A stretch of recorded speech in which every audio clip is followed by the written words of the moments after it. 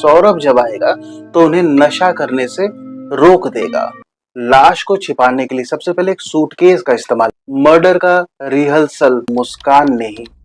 सौरभ का गला एक नीले रंग के ड्रम में, दोनों पहाड़ों पर चिल करने की पापा ड्रम में है। काले जादू साहिल अपनी मरी हुई माँ से बातें कर रहा होता है। गण पिशाचनी के सबसे खतरनाक ब्लैक मैजिक चार्जशीट दायर कर दी जाती है। मुस्कान गर्भवती है, 6 साल की बेटी पीहू की कस्टडी। कभी कभी सबसे बड़ा खतरा उसी से होता है जो दिल के सबसे नजदीक है।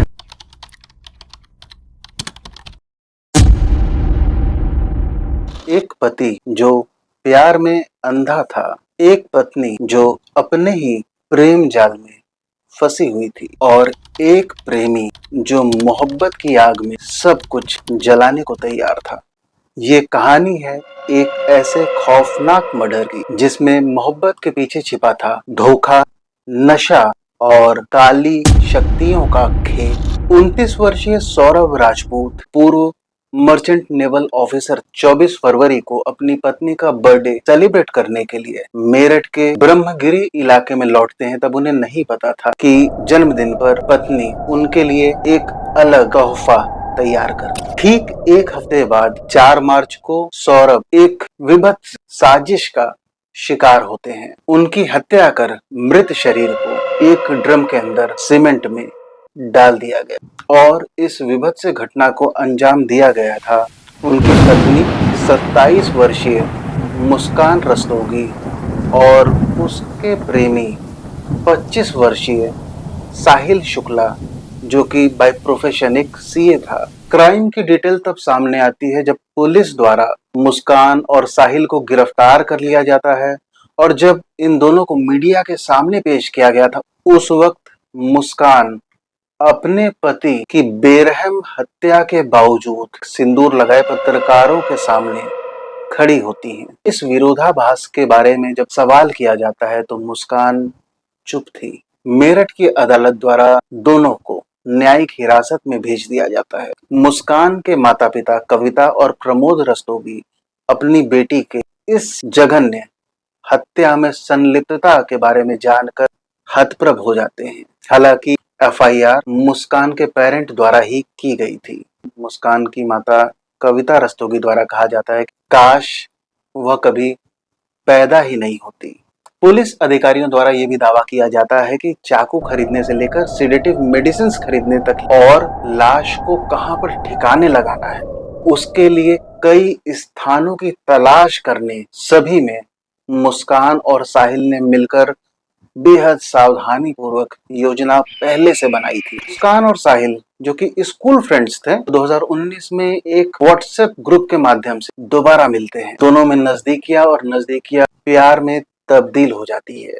इन दोनों का रिश्ता सौरभ के विदेश में काम करने, उसकी गैर हाजिरी की वजह से काफी मजबूत हो जाता, और पुलिस के माने तो ड्रग्स साहिल और मुस्कान के रिश्ते को और मजबूत बनाने की एक वजह बनी थी। मुस्कान के परिवार की माने तो साहिल इलीगल ड्रग्स का सेवन करता था, और उसे मुस्कान से भी शेयर साहिल द्वारा ही किया गया था, और इस अफेयर के परिणाम स्वरूप मुस्कान और साहिल शादी करना चाहते थे। ऐसे में इन दोनों के द्वारा सौरभ को एक हर्डल के रूप में देखा जा रहा था। सौरभ राजपूत की हत्या धोखे, नशे और डर से प्रेरित थी। उसकी पत्नी मुस्कान रस्तोगी और प्रेमी साहिल शुक्ला नशे के इस कदर आदी हो गए थे कि उन्हें यह डर सताने लगा था कि सौरभ जब आएगा तो उन्हें नशा करने से रोक देगा। सौरभ, जो अपनी बेटी और पत्नी के जन्मदिन की वजह से वापस आया हुआ होता है, अपने वीजा को रिन्यूअल और साथ में परिवार को ले जाने की योजना बना रहा था, लेकिन मुस्कान द्वारा मेरठ में ही रहने की इच्छा जाहिर की गई थी।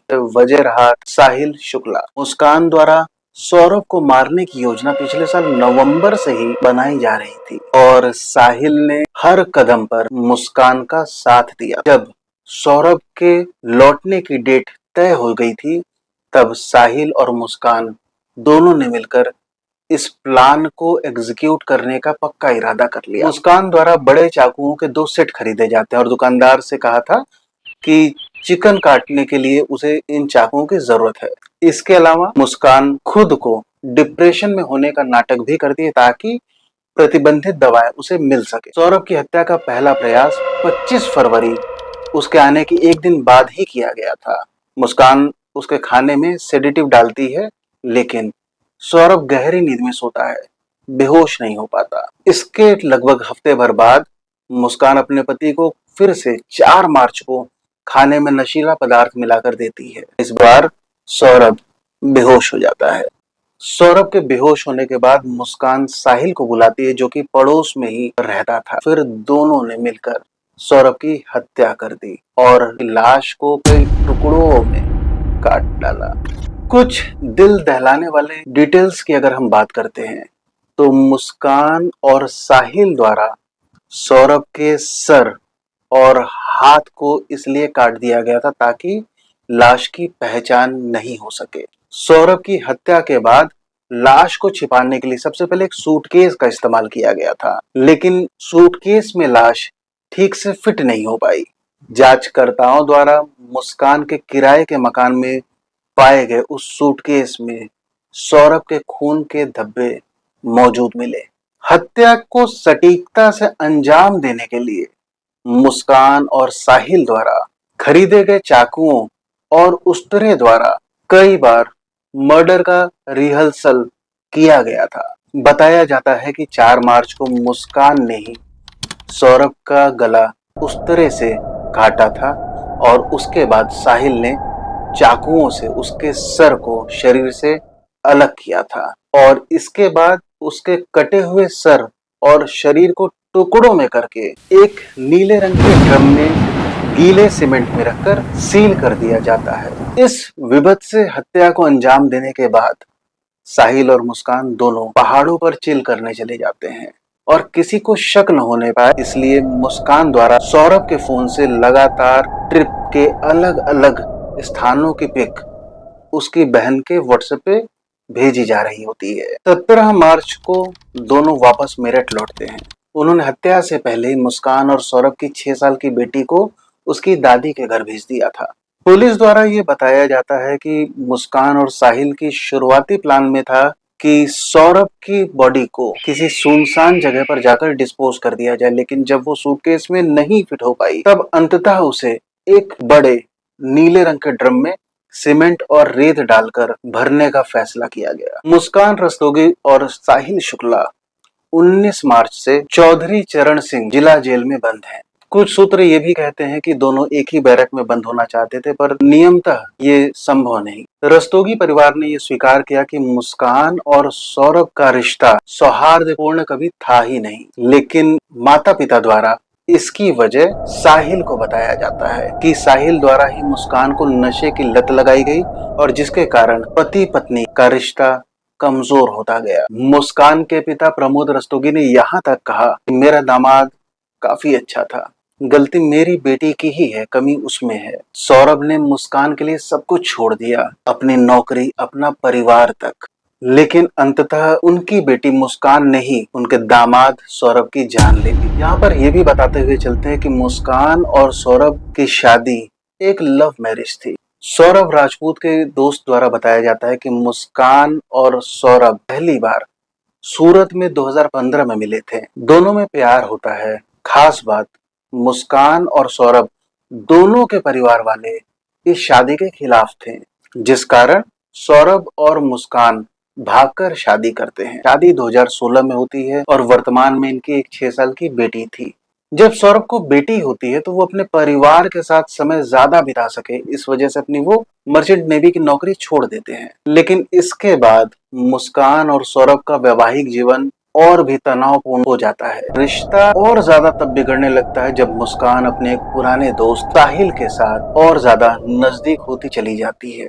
बाद में सौरभ ने अपने परिवार और उनके भविष्य के लिए दोबारा काम करने का निर्णय लिया और फिर से 2023 में वह यूके चला जाता है, दोबारा से एक बेकरी में काम करने लगता है। इस पूरी घटना में एक चौंकाने वाली बात तब सामने आती है जब सौरभ की माताजी द्वारा ये दावा किया जाता है कि उनकी 6 वर्षीय पोती ने ये बताया था कि पापा ड्रम में है।